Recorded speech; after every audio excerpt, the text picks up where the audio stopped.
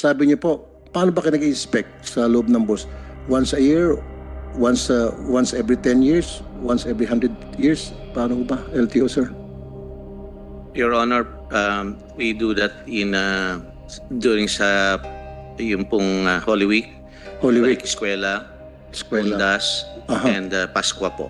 Okay, so Yan po yung Holy regular. Week, Undas, Balik Eskwela, Your Eskwela. Honor. And then Christmas. Yung Christmas, apat. Okay. Yes, Your Honor. Now, bakit na nag-expect? Dahil kapag meron, I need a record of that. Gusto ko maparusahan yung inspector na yon. TFRB. Your Honor, maybe the chair of the LTFRB can also answer because they also conduct po yung sa Hindi, huwag ka public muna utility. magturo, sir. Ikaw muna. Ikaw Yes, sir. kausap ko eh. Nakita mo lang siya, tinuro mo na agad. Ikaw muna, sagutin mo muna ako. Kasi sabi mo, 4 times ka nag-inspection. Binanggit mo yung mga araw na yon, special holidays.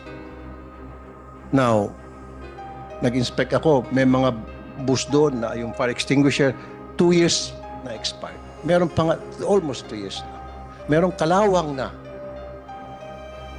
Now, pagkaroon ng na-disgrasya ang bus at nagkaroon ng sunog, useless yung fire extinguisher. So, ibig sabihin yung inspector mo, inutil, tamad.